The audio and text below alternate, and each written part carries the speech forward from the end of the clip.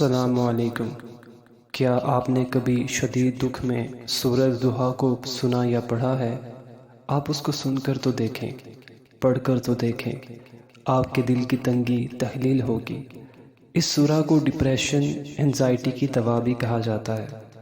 اللہ تعالیٰ سورہ کے آغاز میں 2 قسمیں کھاتے ہیں، والضحیٰ دن کی روشنی کی قسم، واللیل اذا سجا اور رات کی جب وہ چھا جائے۔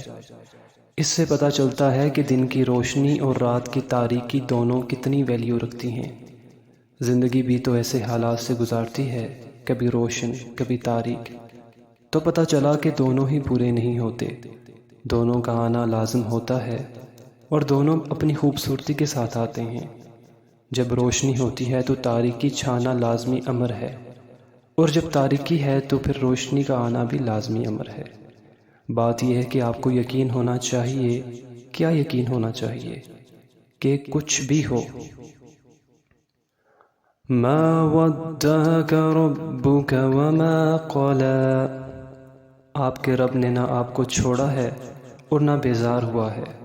ہمارا رب نہ ہمیں چھوڑے گا نہ بیزار ہوگا۔ ساری دنیا چھوڑ سکتی ہے، رب نہیں چھوڑے گا۔ جب لوگ آپ کو چھوڑ جائیں تو پریشان مت ہو، آپ کا رب نہیں چھوڑے گا۔ ہر محبت بیزار ہو سکتی ہے، پر خالق کی محبت مخلوق سے ختم نہیں ہوتی۔ کتنی پیاری تسلی ہے نا، اللہ ہمیشہ ساتھ ہیں۔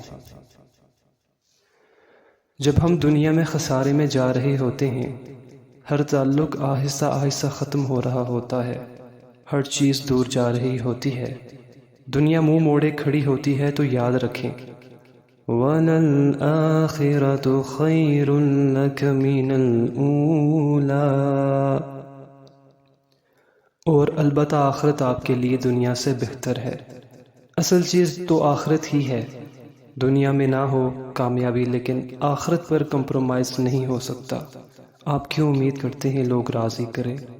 آپ کیوں ایسے اعمال نہیں کرتے جن سے اللہ تعالیٰ راضی ہو؟ آپ اللہ کے لیے کوشش کریں، اللہ تسلی دیتے ہیں، وَلَسَوْفَ يُعْطِيكَ رَبُّكَ فَتَرْضَىٰ، اور آپ کا رب آپ کو اتنا دے گا کہ آپ خوش ہو جائیں گے۔ کیا ہوا جو ساری محنت ضائع ہو گئی؟ کیا ہوا سب نے چھوڑ دیا؟ کیا ہوا سب کے آگے برے بن گئے؟ کیا ہوا مسلسل ناکامی ہے؟ کیا ہوا مسلسل تنگی ہے؟ کیا ہوا کوئی راہ نظر نہیں آتی؟ یاد رکھیں اللہ آپ کے ساتھ ہیں، وہ آپ کو بھولے گا نہیں۔ تو پھر کیا غم، پھر کیا پریشانی؟ تو مسکرائیے اور ہر دکھ درد تکلیف کو سپرد خدا کر دیں، پھر ایک سکون نازل ہوگا جو ہر چیز سے بے نیاز کر دے گا انشاءاللہ۔